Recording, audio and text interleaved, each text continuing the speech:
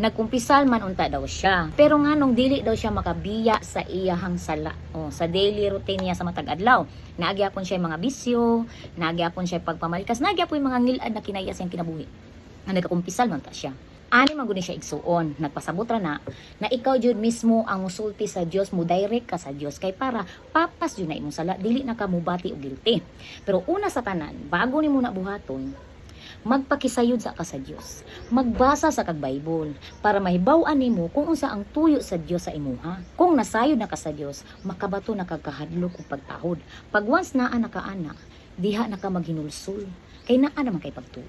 Diha nimo isugid sa ngalan ni Jesucristo.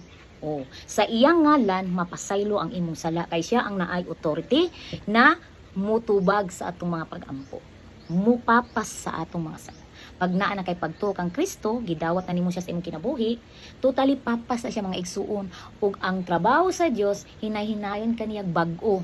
Di man jud naingon na sa diyang nagdawat ka bag-o dayon, pasabton sa ka pinaagi sa pulong sa Dios ug naano jud kay kahadlok sa pagbuhat og sala. Di na ka magubog-hubog, di na ka mamalikas, di na ka mga bit. Nasayod naman kas kamatuoran. Mo na mga igsuon, importante jud na sundon nato ang pulong sa Dios na dito ta mo sugid ba sa atong mga sala. God bless.